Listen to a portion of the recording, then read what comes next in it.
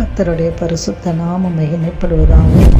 உயிர்த்தெழுந்து வல்லமுள்ள இயேசு கிறிஸ்துவின் நாமத்தினால இந்த கால பொழுதில் உங்களை சந்திப்பதை குறித்து நான் மிகுந்த மகிழ்ச்சி அடைகிறேன். அன்பான தேவ ஜனங்களே, இந்த நாளிலே கர்த்தர் நமக்கு கொடுத்திருக்கிற இறை வார்த்தையானது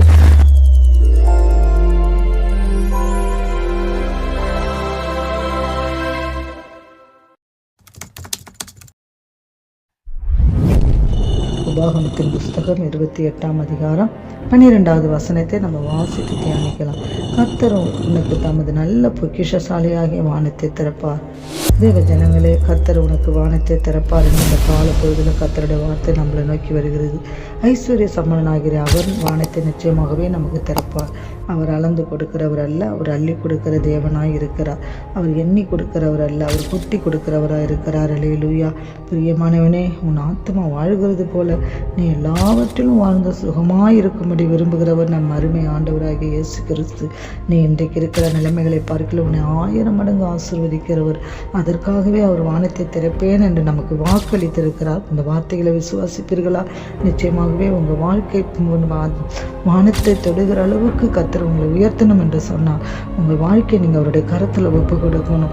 பழைய ஏற்பாட்டில் வானத்தின் பனி ஆசீர்வாதமாக இருந்தது என்று பார்க்கிறோம். வானத்தின் பனியினால் மலர்கள் மலர்கிறது, கனிகள் பக்குவம் அடைகின்றன. ஈசாக்கு யாக்கோப்பை ஆசீர்வதிக்கும் போது தேவன் உனக்கு வானத்து பனியையும் பூமியின் கொழுமையையும் கொடுத்து மிகுந்த தானியத்தையும் திராட்சை ரசத்தையும் தந்தருள்வாராக என்று சொல்லி அப்படியா ஈசாக்கு யாக்கோப்பை ஆசீர்வதிக்கிறத பார்க்கிறோம்.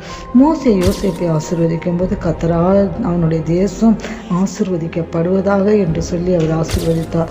அது வானத்தின் செல்வத்தினாலும் பனியினாலும் ஆழத்தில் உள்ள நீரூற்றுகளினாலும் ஆசீர்வதிக்கப்படுவதாக என்று சொல்லி அவர் ஆசீர்வதிக்கிறார். நிச்சயமாகவே தேவ பிள்ளைகளே, பழைய ஏற்பாட்டின் நாட்களில் வானத்தின் நிறைவு பெரிய ஆசீர்வாதமாக இருந்தது. கர்த்தர் ஏற்ற காலத்தில் தேசத்தின் மழையை வருஷிக்க பண்ணுவேன் என்று இஸ்ரவேல் ஜனங்களோடு உடன்படிக்கை செய்து அப்படியாகவே செய்தார். இஸ்ரவேல் தேசம் செழிப்பான தேசமாய் வானத்தின் மழையினால விளங்குனது. வாழும் தேவன் ஓடுகிற தேசமாய் இருந்தது.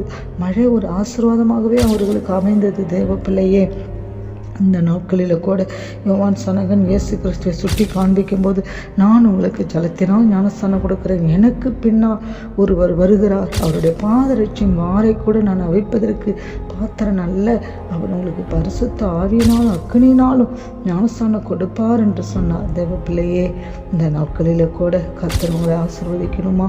உனக்கு தமது நல்ல பண்டகசாலையான வானத்தை திறந்து ஒவ்வொரு ஆவியின் வரத்தையும் உங்களுக்கு கொடுக்க போகிறார். நீங்கள் தேவ சமூகத்தில் அமர்ந்திருங்க. பரிசுத்த ஆவியானவர் அக்கினியை போல அவர்கள் ஒவ்வொருவர் மேலும் வந்து அமர்ந்தார். ஒவ்வொருவரும் வரங்களினாலும் வல்லமையினாலும் நிரப்பப்பட்டார்கள். கர்த்தர் உனக்கு நல்ல பொக்கிஷசாலையான பண்டகசாலையான வானத்தை திறந்து ஒவ்வொரு வரங்களையும் வல்லமைகளையும் உங்களை கொடுக்க போகிறார். சுகமளிக்கிற வரத்தை ஞானி கொடுக்க போகிறார். அறிவை உணர்த்து வரங்களை கொடுக்க போகிறார். விசுவாச வரங்களை பெற்றுக்கொள்ள போகிறீர்கள். அற்புதங்களை அடையாளங்களை செய்யக்கூடிய வரங்களை பெற்றுக்கொள்ள போகிறீர்கள். தேவ சமூகத்தில் உங்களை ஒப்பு கொடுங்க. கர்த்தர் உங்களை அப்படியே நடத்துவாராக. ஜெபிப்போமா?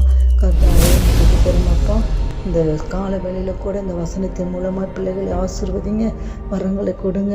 பண்டகசாலையாகிய பொக்கிஷங்களை, வானத்தின் பொக்கிஷங்களை நீங்கள் திறந்து அவர்களை ஆசீர்வதிங்க.